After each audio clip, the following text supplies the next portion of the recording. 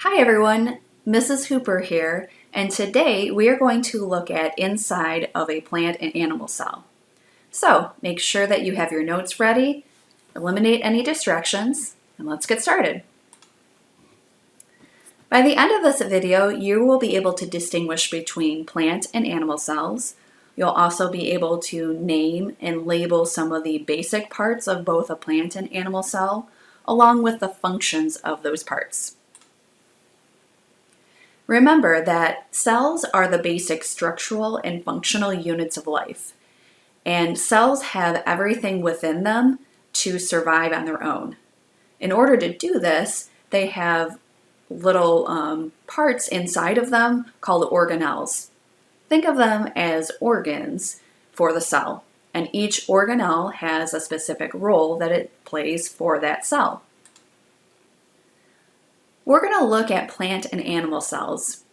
Both of these cells are eukaryotic cells, which mean they have their DNA enclosed within the nucleus.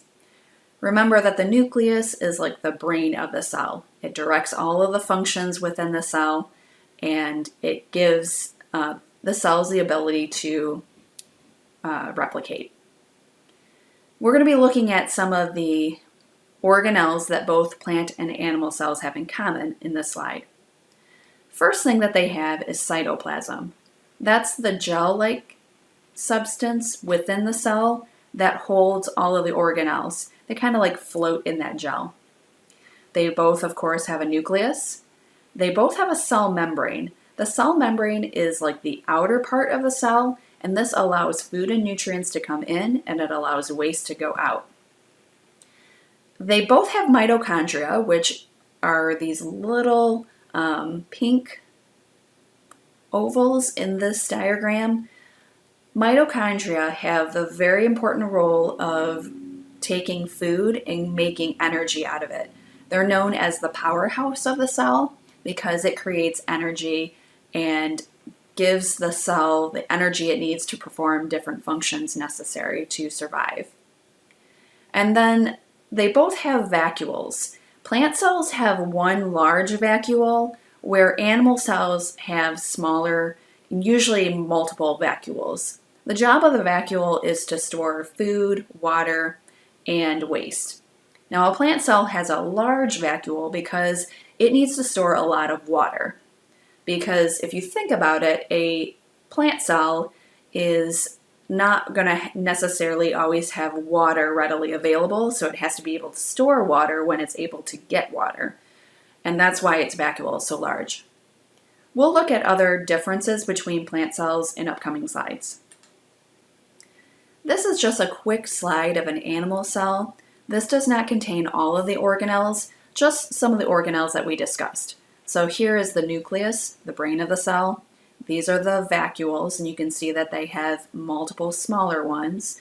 These are the mitochondria, where all of the food is converted into energy, and then the cell membrane that allows nutrients in and waste out. Now, there are some major differences between plant and animal cells. The first difference is plants are able to make their own food. Animals cannot make their own food. And plants make their food within the cells of the plant. So in order to do this, plants have three specific organelles that help in this process. And we're going to look at those. They are the cell wall, chloroplast, and a central vacuole. So the cell wall is the outer part of the cell. So in an animal cell, the outer part would be the cell membrane. Plant cells actually have two cell membranes. They have a cell wall at the very outer membrane, and then they have the cell membrane, which is the second layer, the inner layer.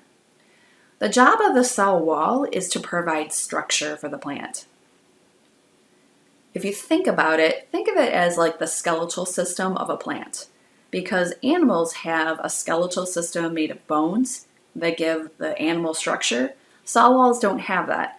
That's why they have a cell wall, to give them structure so they're rigid and they're able to stand upright. The next organelle is chloroplast.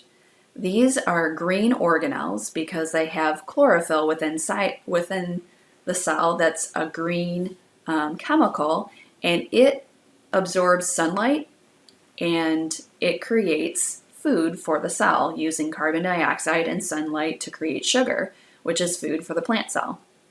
And then the vacuole, we talked about vacuoles before in previous slides, but this holds water, food, and stores waste. But in a plant cell, it's mostly holding water for that plant cell.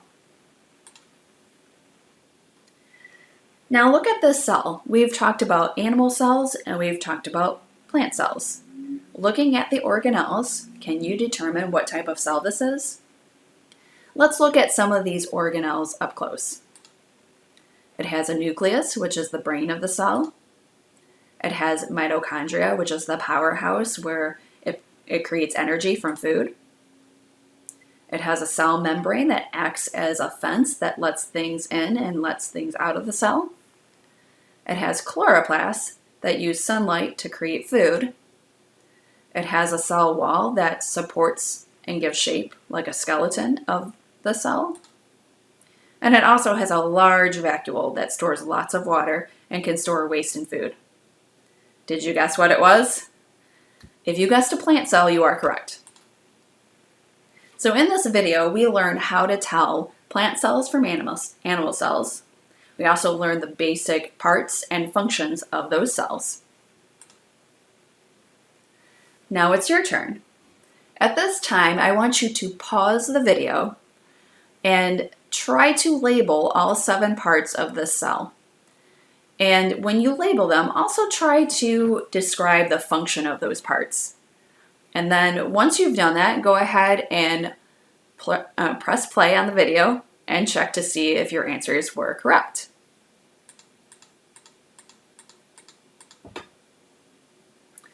So, how'd you do? I hope you did well.